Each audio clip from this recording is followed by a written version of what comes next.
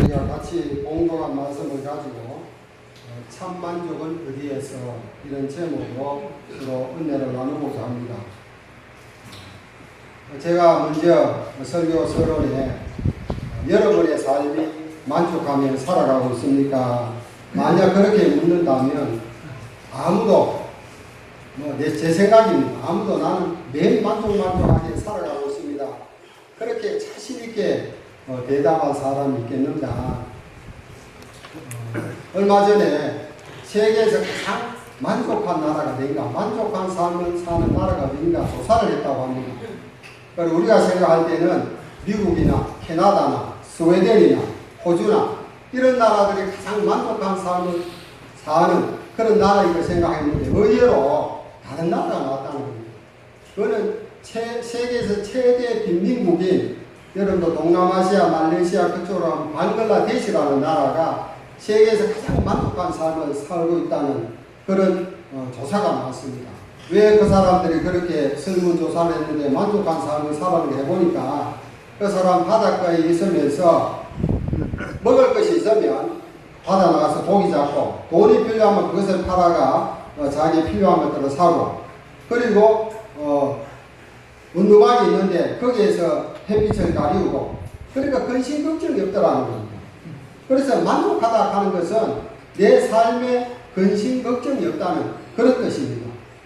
그 한자에 보면 만족이라는 뜻은 찰만 족할족, 마음이 흡족한 것을 가리키고 있다는 겁니다. 그런데 우리는 다 같이 예수를 믿어도 마음이 하나도 만족하면서 흡족하면서 살아가지 못하고 있는 실제를 바라봅니다. 그래도 주일날만큼은 하나님 앞에 예배드리며 우리의 만족이, 우리의 영혼이 만족함을 얻고 우리의 영혼이 평안함을 시어할 텐데, 그래도 주일날에도 힘들면서 지내게 하는 그런 성도가 많이 있는 것입니다. 영국 속담에 이런 말이 있습니다. 하루를 기쁘게 살려는가 이발을 하라. 그 영국 속담입니다. 하루를 기쁘게 살려면 이발을 하라. 그 다음에 한 주간을 기쁘게 살려는가 자동차를 사라. 한 달을 기쁘게 살려는가 결혼을 하라. 한 해를 기쁘게 살려는가 새 집을 지어라. 그리고 평생을 기쁘게 살려는가 예수를 믿어라. 영국에서 나온 속담입니다. 여러분이 평생을 기쁘게 살려면 예수를 믿고 예수님을 내 마음에 모시고 살아갈 때에 그 마음속에 영혼의 만족감으로 살아가는 여러분들이 되시기를 주님의 이름으로 축원을 드립니다. 아멘. 옛말에도 건불 10년 아무 11용 하는 말이 있습니다. 아무리 권력이 있다 하더라도 10년을 가지 못하고, 아무리 아름다운 꽃이라도 11을 더 가지 못하고 진다는 그런 말이 있습니다. 이 말의 진정한 의미는 세상의 아름다운 것도 권력도 일시적이고 다 한계가 있다는 것입니다. 우리가 성경을 통하여 세상의 모든 만족을 한 몸에 지고 부귀영화를 살아간 사람이 있다면 우리는 당연히 솔로몬을 들 수가 있는 것입니다. 전도서 1장에 보면 그 솔로몬이 얼마나 술로 육신을 즐겁게 할까? 이 술로 내 육신을 즐겁게 해볼까? 집들을 한번 지어볼까? 포도원을 가꾸어 볼까? 각종 과목 못들도 팠습니다. 소와 양떼의 많은 소유도 있었습니다. 자기 궁궐에는 은금도 얼마나 많이 있는지 모릅니다. 그리고 세상 사람들이 하지 못한 큰 사업도 했다고 그렇게 기록이 되어 있습니다. 다시 말해서 자기 마음을 기쁘게 하는 것이라면, 내가 조금이라도 만족을 얻는 것이라면 다 해보았다는 것입니다. 그런데 전도서 2장의 결론이 뭡니까? 세상의 즐거움은 다 헛되다고 그렇게 이야기합니다. 2장 11절에 보니까 그 후에 내가 생각해 본즉 내 손으로 한 모든 일과 내가 수고한 모든 것이 다 헛되이 바람을 잡는 것이면 해 아래 무익한 것이로다. 그러면서 계속 전도서 5장, 전도서 6장에 보면 5장 10절에는 은을 사랑하는 자는 은으로 만족하지 못하고 풍요를 사랑하는 자는 소득으로 만족하지 아니하나니 이것도 헛되도다. 또 전도서 6장 3절에 보면 사람이 100명의 자녀를 낳고 또 장수하여 사는 날이 많을지라도 그의 영혼은 그러한 행복으로 만족하지 못하고, 아무리 세상에 주는 기쁨, 즐거움이 있어도 그는 순간 순간적인 만족은 될 뿐이지, 순간적인 즐거움은 될 뿐이지 영혼의 만족을 얻지 못한다는 그런 결론으로 말하고 있습니다. 주 97년에 고대 로마 항구인 폼페이에 베스비우스라는 산이 있었습니다. 그 베스비우스 산에 늘 그 연기가 이렇게 올라왔습니다. 근데 사람들은 그 연기가 올라오는 것을 보고 화산이 폭발한다는 것을 생각하지 않고 폼페이 도시가 얼마나 향락적이고 타락적이고 그러한 삶을 살았던 도시가 아닙니까? 그런데 마치 그 화산이 폭발했어요. 화산이 폭발하면서 그 용암이 막 흘러나오는데 그 모든 그 폼페이에 있는 사람들이 다 그 용암으로 흘러나가 하산으로 다 죽게 되었습니다. 그런데 후에 어떤 시신을 하나 찾았는데 어떤 여인이 하석이 됐는데 손에 무엇을 가득 쥐고 있더라는 겁니다. 그래서 손을 이렇게 펴보니까 손을 이렇게 이제 하석이 된 것을 이렇게 보니까 거기에 목걸이 그걸 손에 가득히 쥐고 죽었는 하석이 있었다는 것입니다.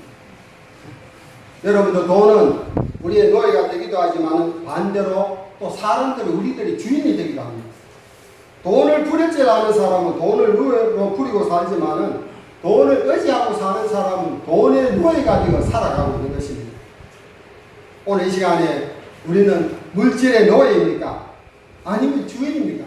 그래서 서양 속담에 돈 때문에 물질 때문에 그래 하는 사람한테 하는 말이 너 로세처를 생각해보라 하는 그런 말이 있을 정도라고 합니다. 오 하나님이라는 희극 작품이 있습니다. 거기 이런 이야기가 나옵니다. 하나님이 아담과 이브를 창조하였습니다. 그런데 하나님이 이 아담과 하와를 창조하셨을 때 벌거벗은 몸으로 자연 그대로 하나님께서 그들을 창조하시지 않았습니까? 하나님께서 그들에게 입을 옷을 주시지 않았습니다.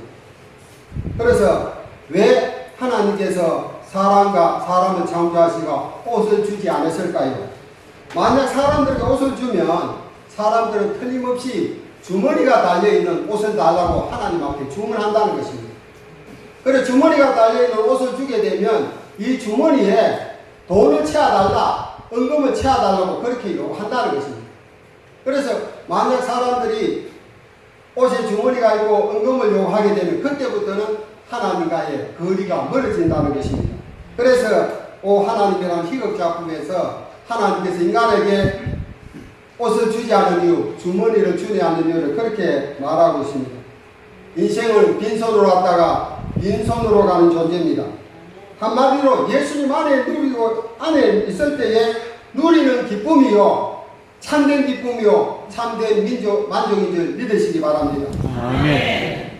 그러면 우리의 기쁨은 이 근거를 어디에서 찾아야 합니까? 오늘 본문에 예수님께서 감사 기도를 하시면서 그 해답을 우리에게 주고 있습니다. 21절에 보면 예수님께서 무엇으로 기뻐하셨다고 되어 있습니까? 21절 한번 보십시오. 예, 21절 한번 보십시오. 예. 21절에 보면 그때 예수께서 성령으로 기뻐하시며 이르시되 성령으로 기뻐했다고 했습니다.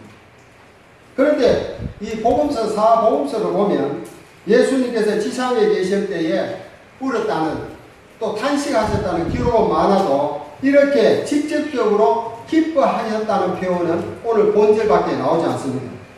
더구나 그 기쁨은 통상적인 기쁨이 아니라 참을 수 없는 만큼의 극도의 기쁜 것입니다. 예수님께서 기뻐하셨다는 겁니다. 성도 여러분은 어떤 일로 이런 큰 기쁨을 찾습니까? 세상이 주는 기쁨은 일시적이라고 조금 전에 말씀을 드렸습니다. 그렇다면 예수님께서 왜 온몸이 떨릴 정도로 그렇게 기뻐하셨던 것일까요? 그것은 바로 앞절에 나와 있습니다. 그것은 바로 70인의 전도를 파송을 했습니다. 그런데 그들이 돌아와서 얼마나 전도를 하고 나갔지만 놀라운 기적 같은 일들이 막 벌어졌습니다. 그래서 그 관계를 보면서 하나님의 나라가 확장되고 하나님의 뜻이 성취되었다는 것을 보셨기 때문에 예수님을 기뻐하셨다는 겁니다. 즉 예수님께서는 성부 하나님께서 당시 순수하고 어린애와 같은 소수의 무리들에게는 자신을 나타내실 뿐 아니라 제자들의 전도 사역을 통해 귀신이 물러가고 천국이 확장돼 하나님의 뜻이 이루어지는 것을 보고 기뻐하셨다는 겁니다. 그러면서 그래서 20절에 이렇게 말씀합니다. 그러나 귀신들이 너에게 항복하는 것으로 기뻐하지 말고 너희 이름이 하늘에 기록된 것으로 기뻐하라. 그렇게 했어요. 아멘. 저는 이 말씀을 보면서 우리 성도들이 진정 기뻐해야 할 것은 은사가 아니라 하나님의 은혜라는 것입니다. 여러분들 능력, 은사 이거 영원한 것이 아닙니다. 한번 하나님의 능력을 받았다고 사람이 그 능력을 자기가 죽을 때까지 그 능력이 나타나는 건 아닙니다. 은사 마찬가지입니다. 은사도 한번 은사를 받았으면 그것을 간직하고 활용하고 하나님 앞에 영광되게 써야 할 텐데 그렇게 쓰지 못하면 은사를 하나님께서 거두고 가시는 겁니다. 결국 주님은 지금 제자들에게 진정한 기쁨의 근거는 일시적인 은사가 아니라 뭐요? 영원한 구원에 있음을 교훈하셨다는 겁니다. 여기서 지혜롭고 설기 있는 자는 당시 바리새인들과 종교 지도자들을 가리킵니다. 한마디로 지혜롭고 슬기로운 자는 이 본문의 비유를 볼 때에 아주 교만한 자들을 가리킵니다. 자기 스스로 선주로 생각하는 사람들입니다.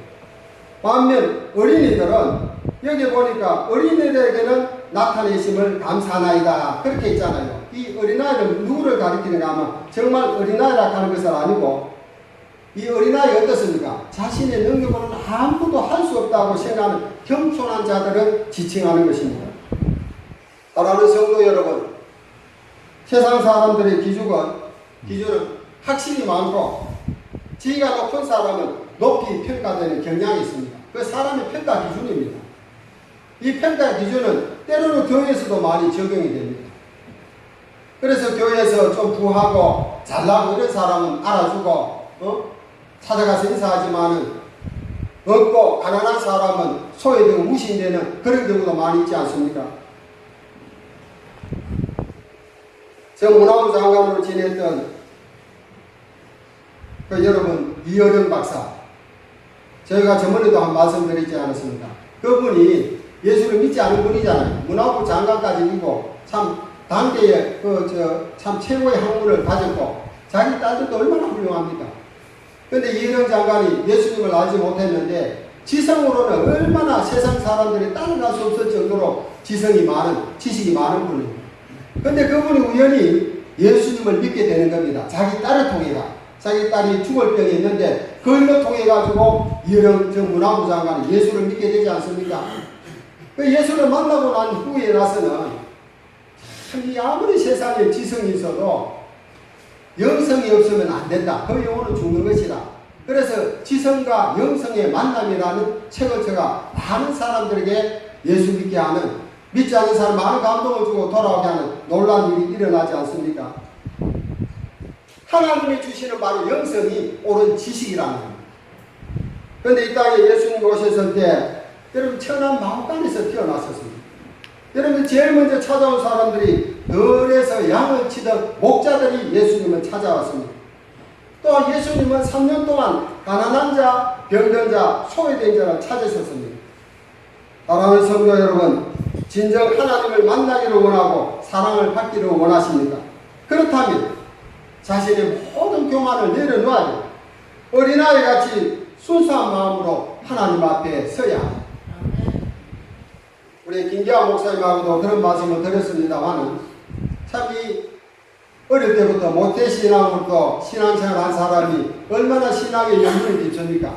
그러나 처음에는 참 겸손하고 어린아이 같은 마음으로 예수를 믿고 그렇게 하는데 나이가 들고 신앙의 연륜이 더 깊어질수록 그런 어린아이 같이 자신이 능력으로 아무것도 할 수 없다는 그런 겸손한 마음보다도 자꾸 나를 알아주기를 하고 자기 자신을 나타내기를 좋아하고 자아를 죽이지 못한다는 거예요. 예수님께서도 너희가 아무든지 나를 따라오거든 자기를 부인하고 자기 십자가를 지고 나를 쫓을 것이다. 자기를 부인하라고 하면 뭡니까? 나는 낮아지고 나는 아무 존재도 아닙니다. 나는 아무것도 아닙니다. 주님만이 우리의 왕이십니다. 주님만이 우리의 구세주십니다. 주님만이 나의 메시아입니다. 그렇게 고백하는 신앙인 것입니다. 참된 만족은 누구에게 찾을 수 있을까요? 성경은 이렇게 대답하고 있습니다. 요한복음 15장 10절에 보니까 내가 아버지의 계명을 지켜 그의 사랑 안에 거하는 같이 너희도 내 계명을 지키면 내 사랑 안에 거하리라. 내가 이것을 너희에게 이르면 내 기쁨이 너희 안에 있어 내 기쁨을 충만하게 하라며 예수님의 기쁨이 우리 안에 있을 때에 우리의 기쁨이 충만해질 줄 믿습니다. 아멘. 바로 예수 안에 살 때에 우리의 삶이 만족하고 기뻐할 수 있다는 겁니다. 그 다음에 22절의 말씀을 보면 어떻게 우리가 하나님을 알 수 있을까? 22절에 다 같이 한번 봅시다. 22절 다 같이 한번 읽어봅니다. 시작. 내 아버지께서 모든 것을 내게 주셨으니 아버지는 아들이 누군지 아는 자가 없고 아들과 또 아들의 소원대로 계시는 자 외에는 아버지가 누구인지 아는 자가 없나이다. 이 예수님께서 말씀하신 겁니다. 예수님께서 70인단의 천도단을 보내고 그들이 귀신이 항복하며 놀란 하나님의 나라 같아도 하나님의 뜻이 이루어지는 보고서 예수님이 기뻐하시면서 하는 감사의 기도의 내용입니다. 그런데 예수님께서 여기에는 아버지는 아들이 누군지 아는 자가 없다고 했습니다. 예수가 이 땅에 메시아로 오셨는데 아는 자가 없다는 것입니다. 교회 아무리 오래 다녀도 하나님이 누구인지도 모르면 그 사람은, 그 성도는 신앙이 문제가 있는 사람. 만약 여러분들에게 누가 하나님이 존재합니까? 물어보면 확신 있게 대답해야 됩니다. 하나님은 존재합니다. 그리고 이러한 사실은 이성을 가진 인간의 진지한 탐구를 통해서 부분적으로 알 수 있고 제대의 말씀은 성경을 통해서 완전히 알게 됩니다. 이렇게 만약 대답한다면 그 사람은 100% 잘한 것입니다. 19세기 철학자 니체라는 사람이 있었어요. 그는 그의 책에서 즐거운 지혜에서 하나님은 죽었다, 신은 죽었다고 막 선언합니다. 이처럼 니체는 그의 철학에서 하나님 사상을 제거합니다. 그리고 그 자리에 누구를 두는가 하면 슈퍼맨입니다. 슈퍼맨. 철저 인간 중심의 인본주의 가치 창조를 주장하고 있습니다. 요새 우리 어린이들이요, 슈퍼맨 가면 껌뻑 넘어갑니다. 이 머리에 막, 이 어깨에 막도만 막 자기도 막 하늘을 막 높이 올라가는 것처럼 그렇게 해가 뭐 그렇게 흉내내는 게 얼마나 많습니다. 그렇게 해야 자기도 정말 그 높은 옥상에 올라가가 이 망토를 하나 하고 뒤로 아래 내리면 쑥 내려가지 않고 그래 떨어져 죽은 아이가 미국에 몇 명이나 된다고 합니다. 자기가 슈퍼맨처럼 알고 있어요. 하루나 하루살이야 메뚜기가 함께 놀고 있었습니다. 저녁 때가 되자 메뚜기가 하루살이에게 이렇게 말합니다. 야, 하루살이 보고 오늘은 그만 놀고 내일 놀자. 그렇게 하니까 하루살이가 메뚜기가 예, 내일이 뭐니? 이렇게 대답을 하는 겁니다. 하루살이는 내일을 모릅니다. 그렇지 않습니까? 하루살이는 그날 하루에 자기의 없어지는 것입니다. 그래서 메뚜기가 이렇게 말합니다. 캄캄한 밤이 지나면 다시 오늘 같은 밝은 날이 오는데 그게 바로 내일이야. 그러니까 그렇게 메뚜기가 설명해도 하루살이 아무리 생각해도 내일이라 하는 말이 이해가 되지 않는다는 것입니다. 그래서 고개를 야동거리면서 그렇게 갔다고 합니다. 이 세상에 많은 사람들이요, 하나님이 살아계시는데도 우리의 영혼이 있는데도 그 영혼을 모르고 죽어가는 신들들이 얼마나 많은지 모릅니다. 한 번은 메뚜기와 개구리가 놀게 되었습니다. 한참을 놀다가 개구리는 메뚜기에게 말합니다. 예, 그만 놀자. 날씨가 추워지니 내년에 만나자. 그렇게 이야기를 했습니다. 그러나 메뚜기는 무엇이 내년인 줄 알 수가 없었습니다. 개구리가 설명을 합니다. 이 내년이라는 것은 겨울에 눈이 오고 다시 봄이 오는데 그때가 바로 내년이야. 그렇게 말했지만 메뚜기는 그 말을 아무리 이해를 해도 이해가 되지 않았습니다. 여러분들 하루살이가 내일을 모르고 메뚜기가 겨울을 알지 못한다고 해도 밤은 매일 찾아오면 겨울은 어김없이 온다는 사실을 우리는 알고 있습니다. 그런데 우리는 본 적도 만날 적도 없는 해서 어찌 감히 하나님이 없다고 말하겠습니다. 22절의 핵심 내용은 예수님을 통해서만 우리 하나님을 올바르게 알 수 있다는 것을 말씀해 주고 있습니다. 히브리 1장 1절에 보면 그 근거 성경이 나옵니다. 옛적의 선지자를 통하여 여러 부분과 여러 모양으로 우리 조상들에게 말씀하신 하나님이 모든 날 마지막에는 아들을 통하여 우리에게 말씀하셨으니 이 아들을 만유의 상속자로 세우시고 또 그로 말미암아 모든 세계를 지으셨느니라. 그렇게 말씀하고 어떤 로마인이 유대의 랍비를 찾아와서 말합니다. 당신들은 모이기만 하나님만 이야기하고 있는데 도대체 그 하나님이 어디 있는지 좀 가르쳐 주시오. 그러면 나도 하나님을 믿겠습니다. 그렇게 이야기합니다. 랍비는 물론 이 심술구전 로마인의 질문을 못 들은 척 할 수가 없었습니다. 그래서 랍비는 그 로마인을 밖으로 데리고 나가서 태양을 가리키며 말합니다. 저 태양을 똑바로 쳐다보십시오. 그러니까 이 로마인이 한다는 말이 어떻게 내 눈으로 저 태양을 똑바로 쳐다볼 수 있단 말이오. 그러자 랍비는 다음과 같이 말합니다. 당신이 하나님께서 창조하신 많은 것들 가운데 하나인 태양조차 바라볼 수가 없는데 어떻게 위대하신 하나님을 눈으로 볼 수 있겠소. 그렇게 대답을 했다고 합니다. 오늘 말씀의 결론입니다.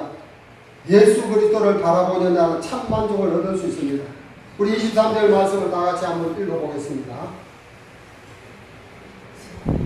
23절 시작. 제자들을 돌아보시며 조용히 이르시되 너희가 보는 것을 보는 복이 있도다. 너희가 보는 것을 보는 눈으로 복이 있도다 말씀하고 있습니다. 그러면서 24절에 그 이유를 말씀하고 있습니다. 여기서 너희의 보는 것이라는 하나님이신 예수 그리스도와 그로 말미암아 도래한 하나님의 나라를 가리킵니다.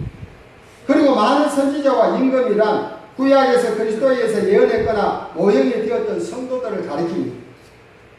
예컨대 이사야 선지자나 다윗 같은 사람, 다윗은 성경에서 가장 위대한 왕으로 하나님의 마음에 합한 사람이라고 그렇게 성경은 기록되어 있습니다.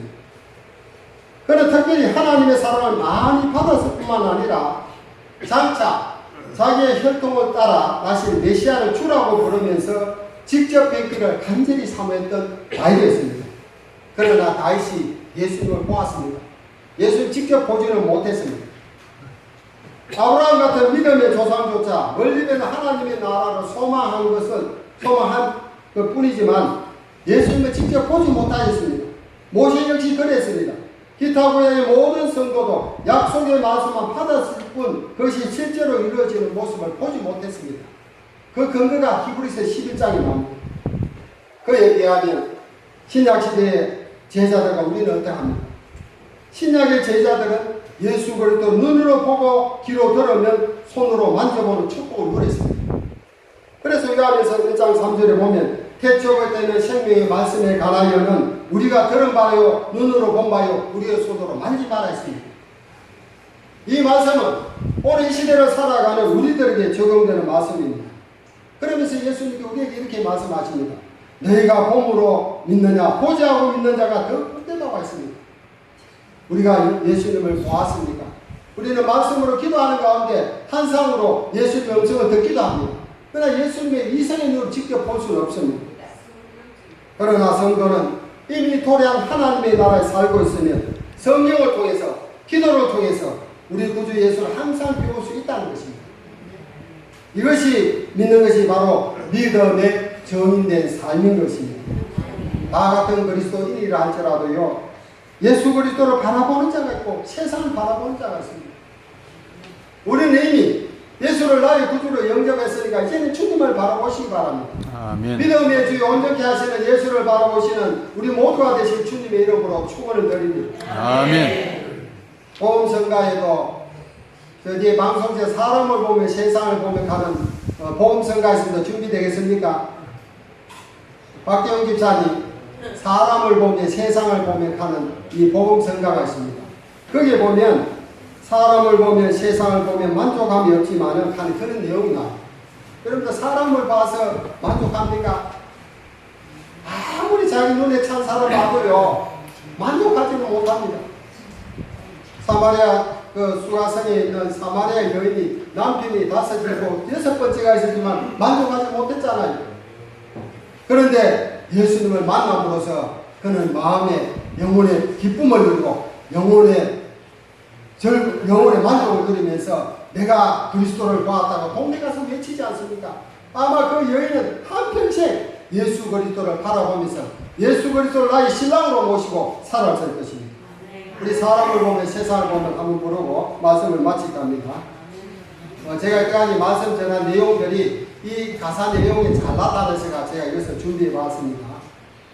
사람을 보며 세상을 보며 만족감이 없지.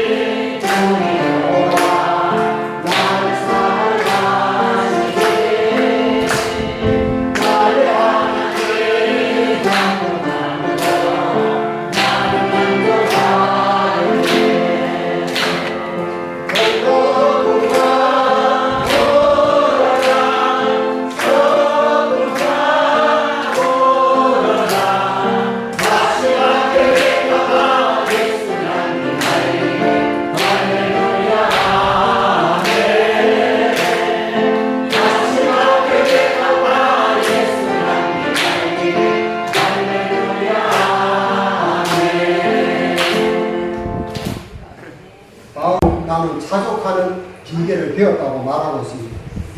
내가 궁핍함으로 말하는 것이 아니라 어떠한 형편에도 자족하기를 배웠다. 예수 그리스도 때문에 자기는 만족함을 얻었다. 만족이 어떤 것이 참 만족이지? 그것이 자족하는 것을 배웠다고 말하고 있습니다. 요한복음 14장 11절에 보면 내가 아버지 안에 거하고 아버지께서 내 안에 계심을 믿어라. 그렇지 못하겠거든 행하는 그로 말미암아 나를 믿어라. 내가 진실로 진실로 너희에게로는 나를 믿는 자는 내가 하는 일을 그도 할 것이요 또한 그보다 큰 일도 하리니 이는 내가 아버지께로 감이라고 말씀하고 있습니다. 오늘 저와 여러분이 사람을 보면 세상을 보면 만족감이 없다고 우리가 복음 찬송을 불렀습니다. 예수 안에서 예수 한 분만으로 영혼의 만족감을 누리고 남은 생명 정말 주님을 바라보면서 복된 삶이 되시기를 예수님의 이름으로 축원을 드립니다. 하나님 아버지 사랑의 은혜를 감사합니다.